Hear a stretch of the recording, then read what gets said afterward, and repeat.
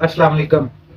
मैं डॉक्टर फैसल मतलूब आज एक नई वीडियो के साथ आपकी खिदमत में हाजिर हूँ। आज हम जिस मौजू को डिस्कस करेंगे वो है गुर्दों में पथरी का बनना। इस अमर का जायजा लेंगे कि गुर्दों में पथरी क्यों बनती है, पथरी बनने की क्या वजूहात होती हैं, पथरी को कैसे डायग्नोस किया जाता है, इससे मुतल्लिका टेस्ट कौन से हैं और पथरी की इकसाम कितनी है, और फिर इसका डिटेल के साथ इलाज डिस्कस किया जाएगा। तो शुरू करने से पहले आपसे मेरी गुजारिश है कि मेरे चैनल को सब्सक्राइब करें। जो लोग नए हैं वो मेरी वीडियोस को लाइक भी करें, बेल आइकन का बटन भी दबाएं ताकि मेरी हर आने वाली वीडियो आप तक पहले पहुंच जाए।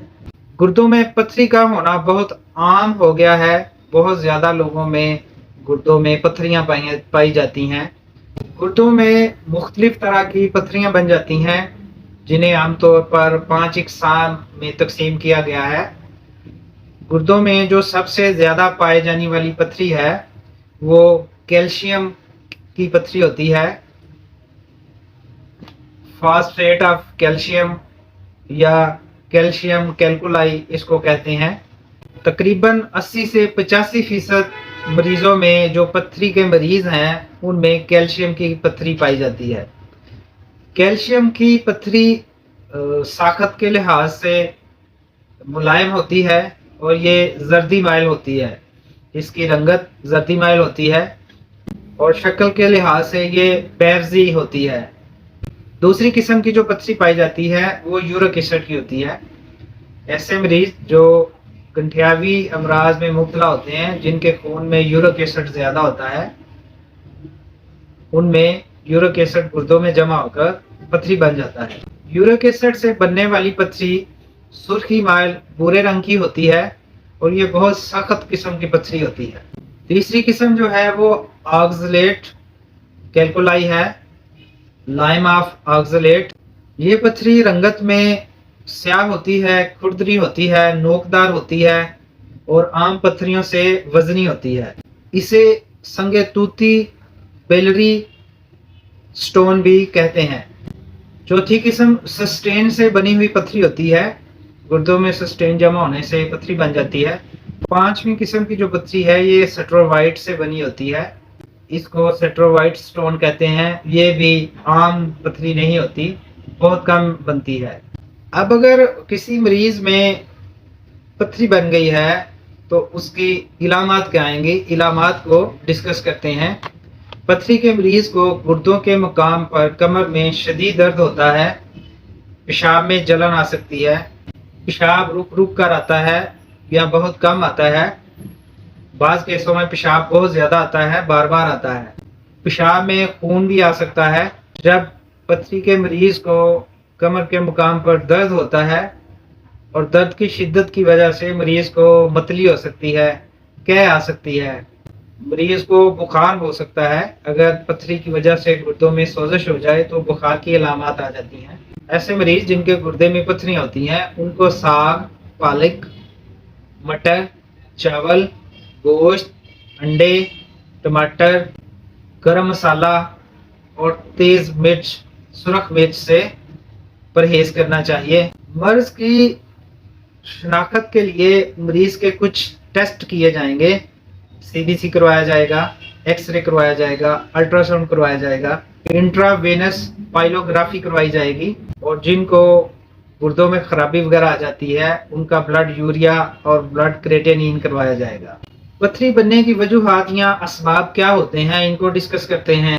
अगर खून में पैराथायराइड हार्मोन की ज्यादती हो जाए, पैराथायराइड हार्मोन ज्यादा मिकदार में बने तो खून में कैल्शियम की मिकदार बढ़ जाती है और यही कैल्शियम गुर्दों में जमा होना शुरू हो जाता है और पथरी की शक्ल इख्तियार कर जाता है।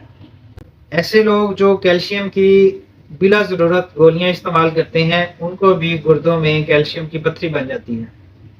दूध ज़्यादा इस्तेमाल करने से भी कैल्शियम की पथरी बन सकती है। यूरिक एसिड की ज़्यादती की वजह से गुर्दों में पथरी बन जाती है।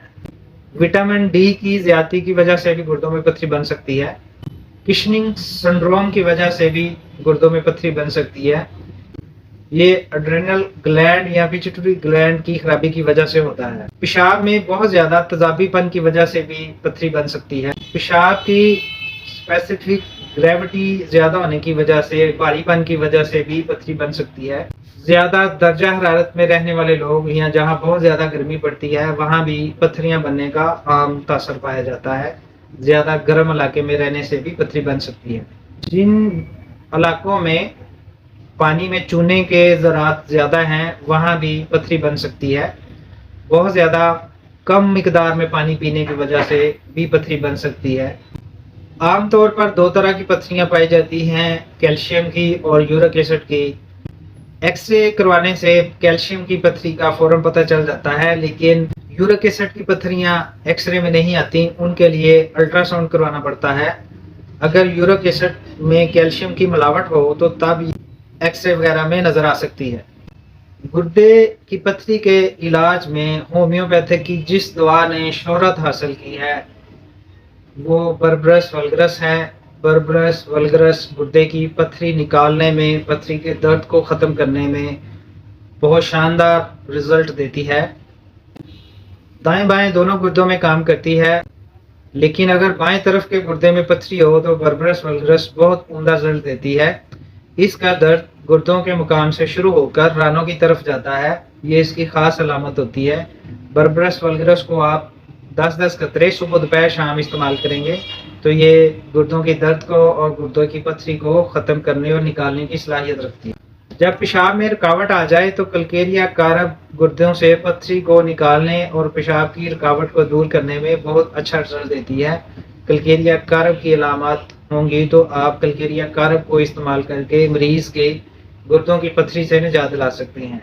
गुर्दों से पथरी का इखराज करवाने के लिए सलेशिया 12x ताकत में भी बहुत अच्छा रिजल्ट देती है। इसको मुसलसल देते रहने की वजह से गुर्दों से पथरी ख़त्म हो जाती है। अब अगर गुर्दे में पथरी का साइज़ ज़्यादा है, जो यूरेथ्रा से निकलना मुश्किल है, तो ऐसे में हम होम्योपैथिक की दवा हाइड्रेंजिया 3x ताकत में या मदर टेंचर में इस्तेमाल करेंगे। ये पथरी को रेज़ा कर देती है, उसको डिज़ोल्व करके उसका साइज़ कम करके पथरी को निकालने में मदद देती है। हाइड्रेंजिया पथरी को तोड़कर बाहर निकालने में शोहरत रखती है। इसको आप बर्बरस वल्गरस के साथ बराबर मिकदार में भी इस्तेमाल करके मरीज़ को पथरी के मर्ज़ से निजात दे सकते हैं।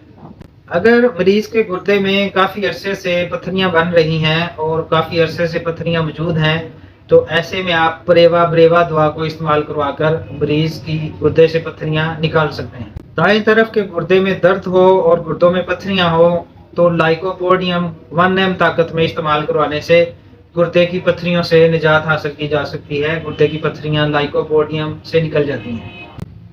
लाइकोपोडियम के मरीज़ में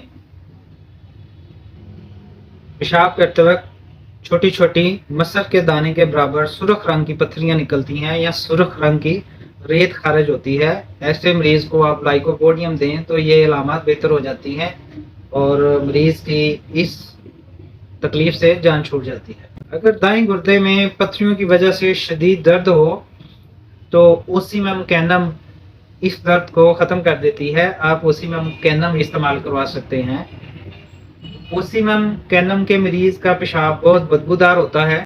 पेशाब से मुश्क की बदबू आती है और इसके पेशाब में यूरिक एसिड का इखराज होता है।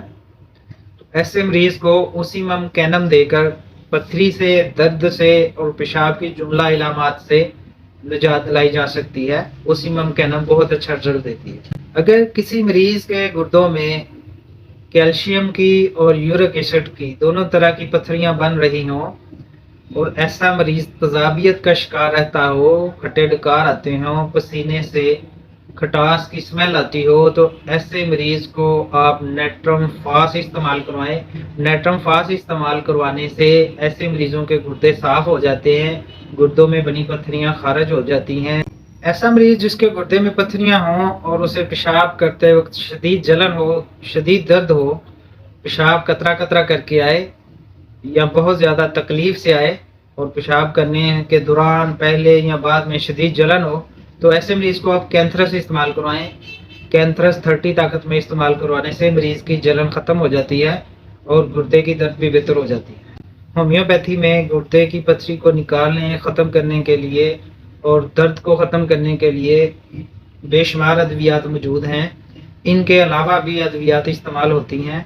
आप सेल्फ मेडिकेशन मत करें। अपने करीबी होम्योपैथिक अच्छे क्वालिफाइड डॉक्टर से अपना चेकअप करवा कर फिर अपना नुस्खा लेकर इस्तेमाल करें। इससे आपको ज़्यादा फ़ायदा होगा। आज के लिए इतना ही। अल्लाह हाफिज़।